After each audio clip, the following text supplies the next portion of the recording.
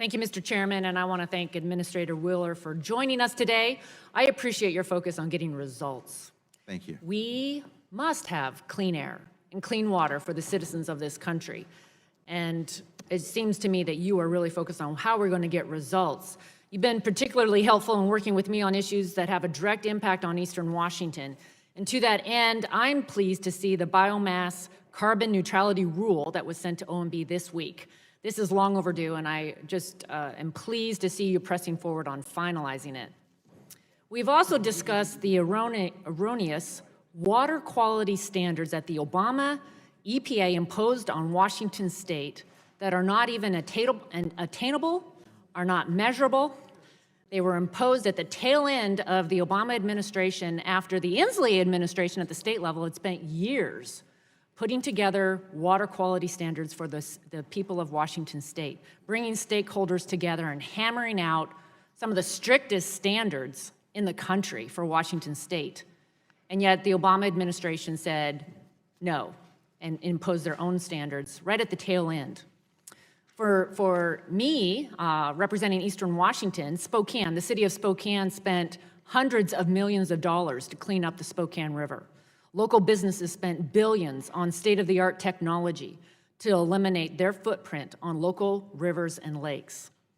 The former mayor of Spokane, David Condon, was even brought to the White House by President Obama for his praise on to praise him on this water storage system, the innovation and the state-of-the-art technology that we were putting in place in the city of Spokane.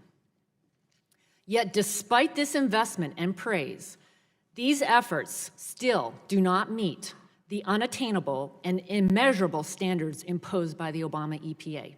We cannot get the permits that we need. I find it odd that the Inslee administration now, Governor Inslee, is now defending the stringent federal standard it previously opposed and is now opposing their own standard that they had negotiated. He's also devoting state resources to a study meant to advocate for removing the 4 lower Snake River dams to save the salmon. His Department of Ecology has a heavy hand on Eastern Washington, enforcing these unattainable water quality standards and threatening our dams, while at the same time seemingly ignoring the city of Seattle in King County, dumping millions of gallons of raw sewage into Puget Sound. This certainly doesn't meet any test of the water that I would want my children to be drinking. In addition, there's now fentanyl and heroin in the water, needles in Puget Sound.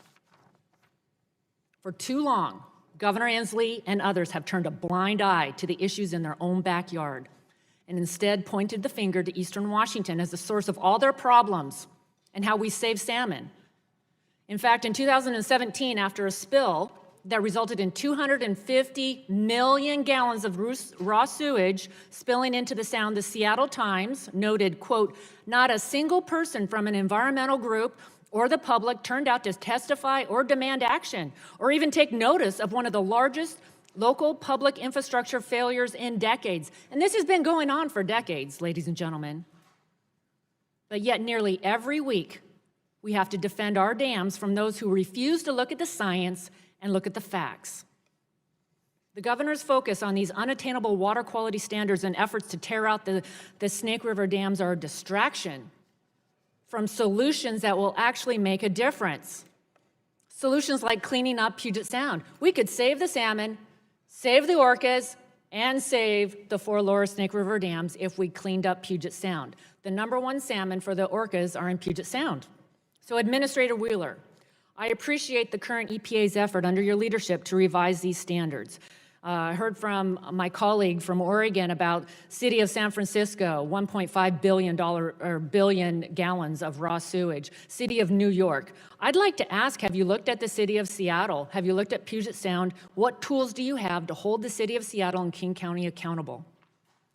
First of all, Congressman, I have to agree with you. It's hard to keep track of your governor's positions on these issues. But we will be happy to look into the City of Seattle and Puget Sound. We have approved the state's criteria that the governor originally accepted, and we have approved that, and we think it is based on sound scientific judgment. But we'd be happy to take a closer look at the Puget Sound and any pollution going into that body. I would greatly appreciate it, and my time has expired. I yield back.